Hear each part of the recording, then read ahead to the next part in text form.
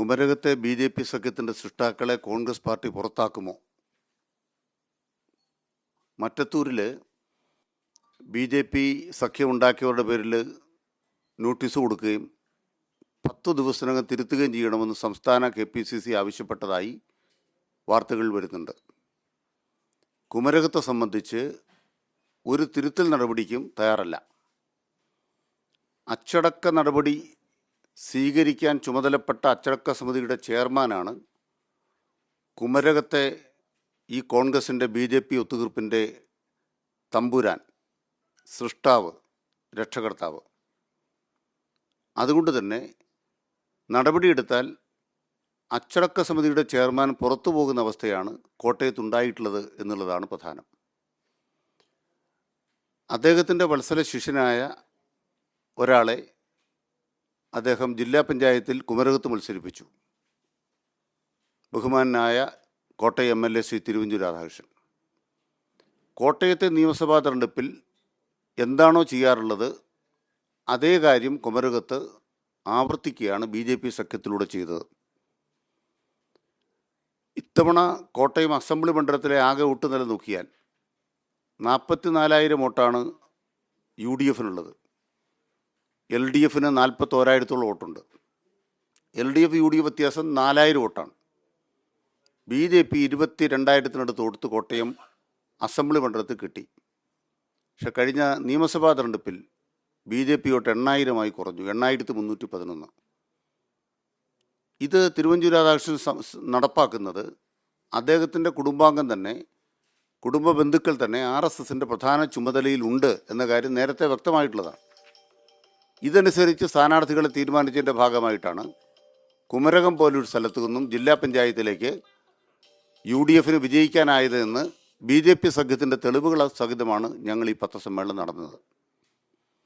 കേരളത്തിലോട് എല്ലാം LDF, UDF, BJP. പരസ്പരം മത്സരിച്ചു.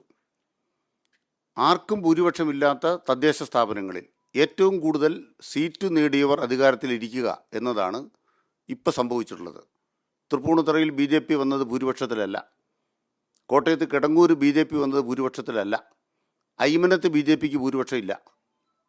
അതുപോലെ തന്നെ കോട്ടയത്ത് ബി.ജെ.പിക്ക് ഭൂരിപക്ഷമില്ലാത്ത സ്ഥലത്തും ബി.ജെ.പി. എങ്ങനെ പഞ്ചായത്ത് പ്രസിഡന്റുമാരായി? അയ്മനത്ത് ബി.ജെ.പിയെ തടയാൻ കോൺഗ്രസ് ശ്രമിച്ചോ? അയ്മനത്ത് ബി.ജെ.പിയെ തടയാൻ ശ്രമിക്കാത്ത കോൺഗ്രസ് ബി.ജെ.പിയോടൊപ്പം ചേർന്ന് CPMനെ തടയാൻ ശ്രമിച്ചു തൊട്ടടുത്ത പഞ്ചായത്തിൽ. ഇതാണ് ബി.ജെ.പി. കോൺഗ്രസ് ബന്ധത്തിൻ്റെ ഏറ്റവും വലിയ തെളിവ്. തൊട്ടടുത്ത 2 പഞ്ചായത്തിൽ 2 സമീപനം എങ്ങനെ കോൺഗ്രസിന് സ്വീകരിക്കാൻ സാധിക്കും? അപ്പോൾ അയ്മനത്ത് ബി.ജെ.പി. ഭരിക്കട്ടെ, കുമരകത്ത് CPM ഭരിക്കണ്ട. ഈ വ്യത്യസ്ത സമീപനം എങ്ങനെ സ്വീകരിക്കാൻ പറ്റും?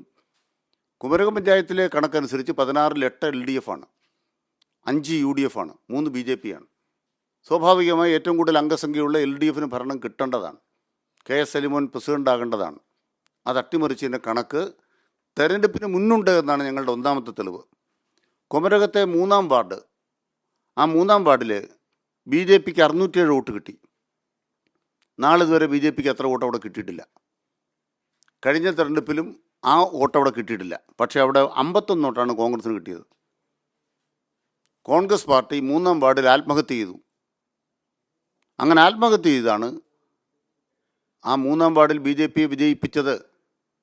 അതുപോലെ തന്നെ ജില്ലാ പഞ്ചായത്തിൽ ആ വാർഡിലെ ബി.ജെ.പി. വോട്ട് 67 മാത്രമായിട്ട് കുറഞ്ഞു. കുമരകത്തെ 3-ാം വാർഡ് മാത്രം എടുത്താൽ മതി, വോട്ട് കച്ചവടത്തിൻ്റെ കൃത്യമായ തെളിവ് ലഭ്യമാക്കാം.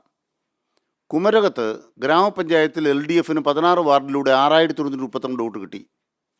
ബ്ലോക്കിൽ ഞങ്ങൾക്ക് 5,835 വോട്ടേ കിട്ടിയുള്ളൂ. ഞങ്ങളുടെ വോട്ടിൽ ചോർന്നു പോയിട്ടുണ്ട്. ജില്ലാ പഞ്ചായത്തിൽ 6,182 വോട്ടെന്ന് പറഞ്ഞാൽ ഗ്രാമപഞ്ചായത്തിൽ കിട്ടിയതിനേക്കാൾ ഏറ്റവും കൂടുതൽ വോട്ട് ജില്ലാ പഞ്ചായത്തിലാണ് കിട്ടിയത്. എന്നിട്ടും ആ ഡിവിഷൻ എങ്ങനെ പരാജയപ്പെട്ടു? അത് കാണണമെങ്കിൽ 4,441 ഗ്രാമത്തിൽ കിട്ടിയ UDF ബ്ലോക്കിലേക്ക് 6,460-ഉം ജില്ലയിലേക്ക് 6,419-മായി വളർന്നു. ഈ വളർച്ചയുടെ ഉറവിടം എന്താണ്?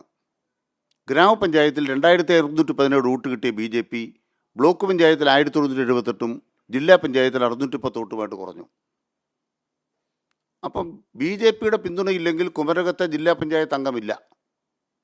ഈ കുമരകത്തെ ഈ വിധിയുടെ പശ്ചാത്തലത്തിൽ, ഈ ബി.ജെ.പി. സഖ്യത്തിൻ്റെ പശ്ചാത്തലത്തിൽ ജില്ലാ പഞ്ചായത്ത് അംഗത്വം രാജിവെക്കുമോ? കാരണം എന്താണ്? പ്രത്യക്ഷമായി തെളിയിക്കപ്പെട്ട കാര്യമാണ്.